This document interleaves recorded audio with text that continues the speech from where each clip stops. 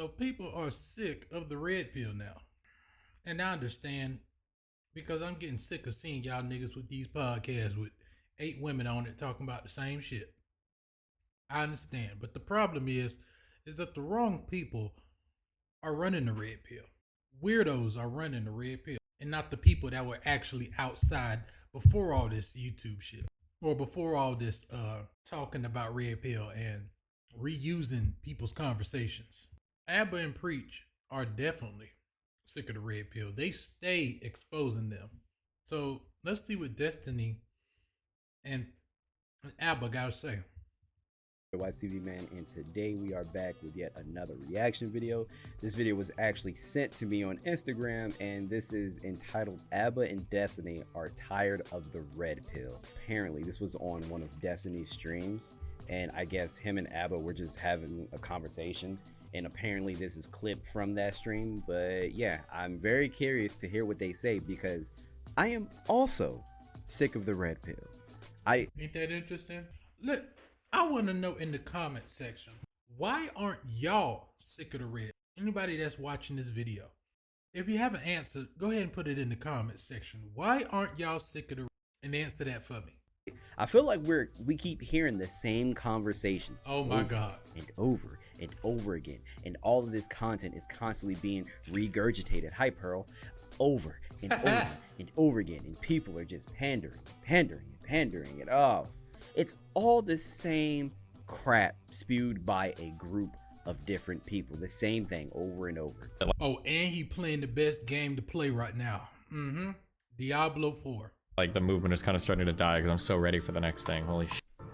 The next thing. What do you guys think the next thing will be anyway? Like, That's a really good question.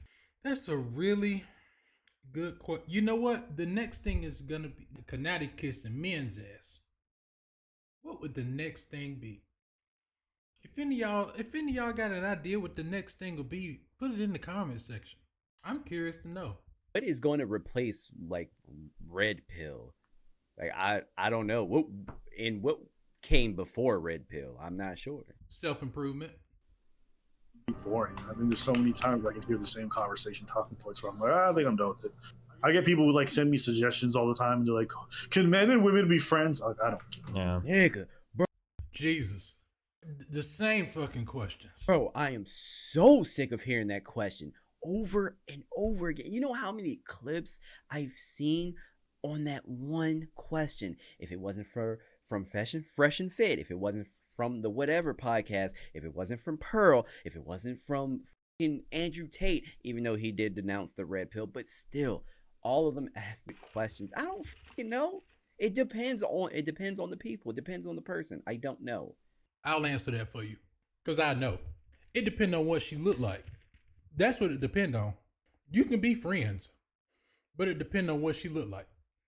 What she look like and what comes out her mouth. Because a girl can look good, but if dumb shit coming out her mouth, you gonna be turned off. You would have to have no fap November for you to actually hit this girl. If you like, you got to be like mega thirsty. Like, basically, it depends on what they look like and their personality.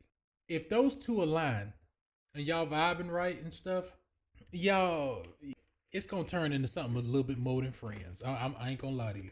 Your friends, mom, sisters, all the women. Hey, and true. You a man in your fucking 30s asking me if men and women can be friends? Like, bro, figure that out yourself. Nah, facts. At some point, having the same questions being asked a million times it's just cringe. Annoying. If a woman is in danger, is it your job as a man to protect her? So one of the things that I hate the most is that one too. That one too. If someone breaks into your house, are you gonna expect the man to go and fight for you, or are you gonna go do it?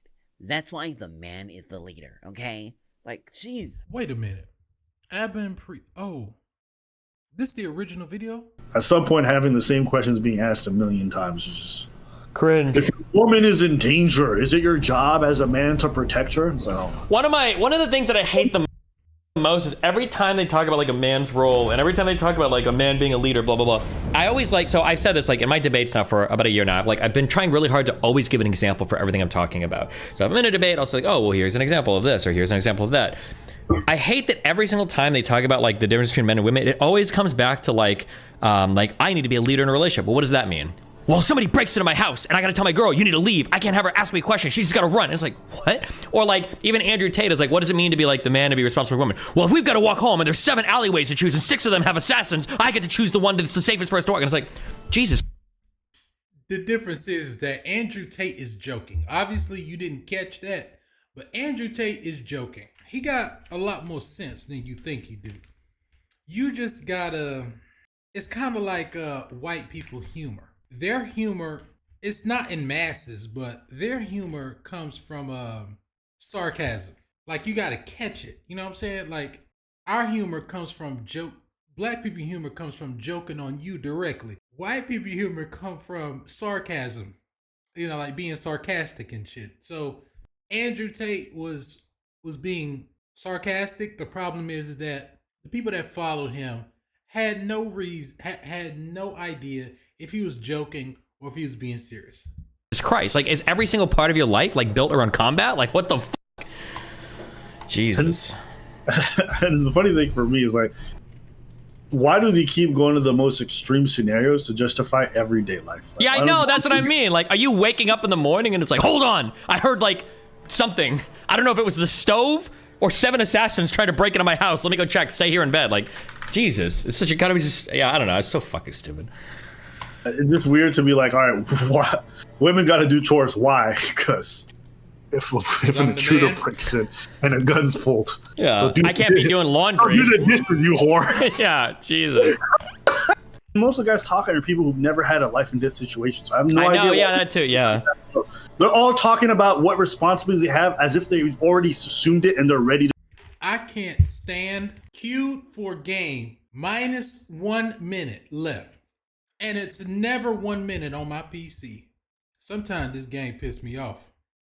Especially when the butcher just comes in out of nowhere and you have a weapon that can 2-shot anybody, even when you imbue your weapon with poison, and you're just tickling him as he's literally bending you over his knee and whooping your ass. To do it, like, you've never even been in that situation. Why are you talking like this? Mm-hmm.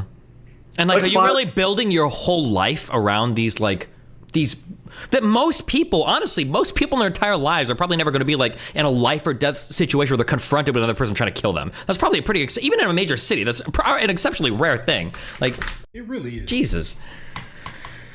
Yeah. I don't know. I just think it's dumb that they use the most extreme example. So just talk about everyday life. And one of the quotes was, "There's plenty of smart, attractive, homeless dudes out there."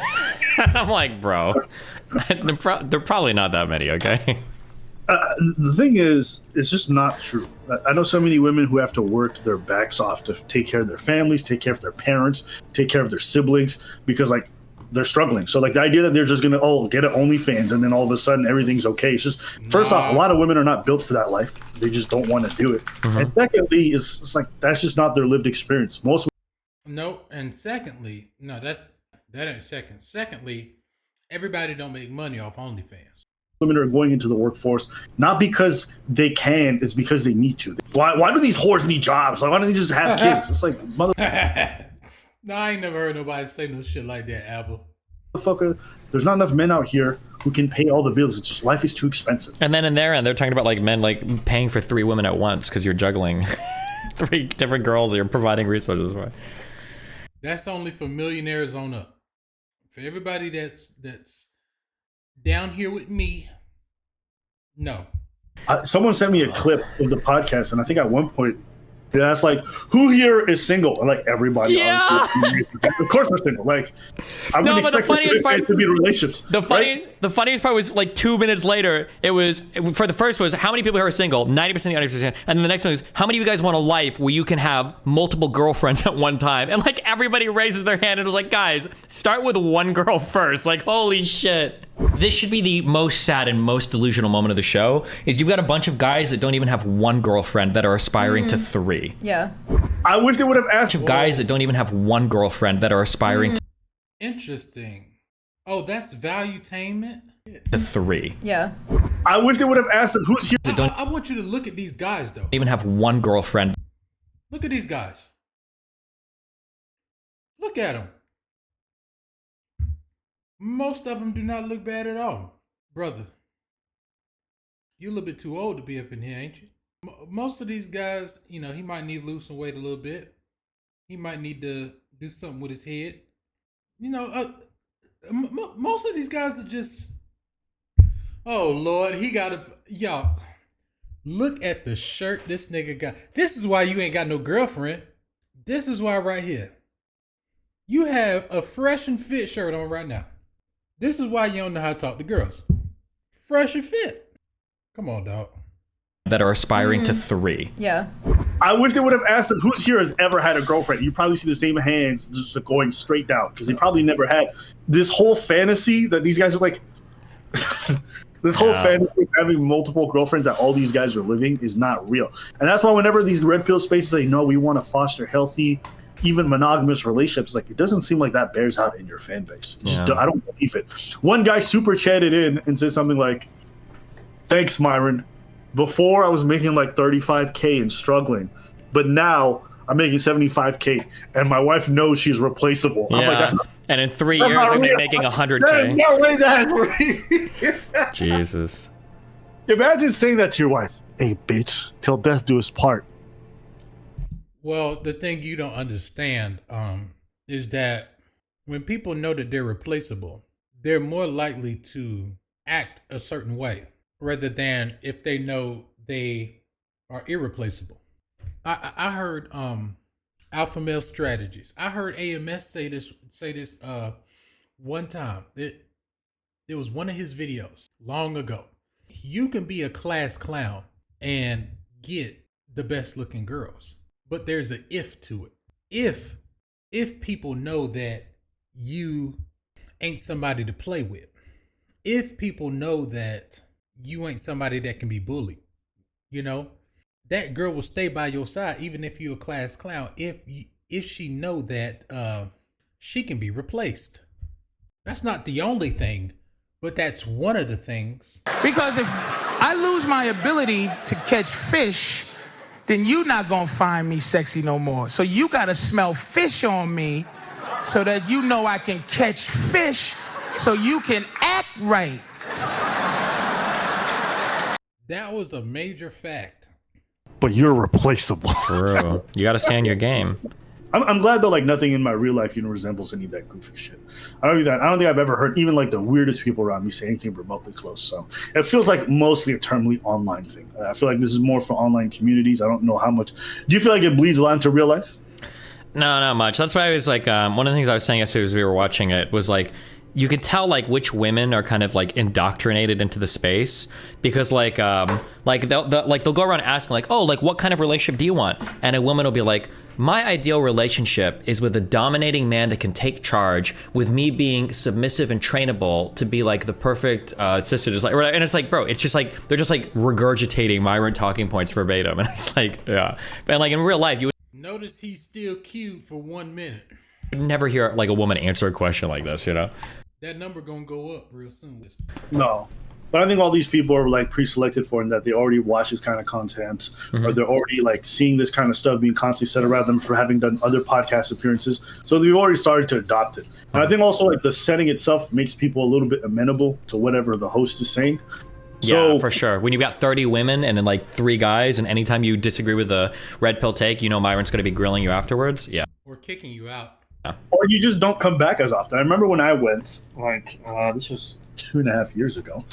It was like 9 women who already agreed, and then like maybe 1 or 2 who had some differing opinions. And then like those same women just never came back. They just stopped showing up for the pod. They stopped coming back. So you end up having a selection process where you're seeing returning faces, but the returning faces are the people who had a pleasant experience. The people who are going to have a pleasant experience are the people who agreed with them the most, right? Because if you go on a podcast and constantly get insults and harassments afterwards, you're not going to want to go back. Yeah. So generally, people who disagree are not going to go there.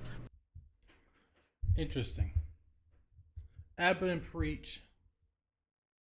Abba and Preach. Abba and Destiny, ladies and gentlemen. Are you tired of the red pill? Let me know in the comment section. I'm going to catch y'all in the next video. Peace.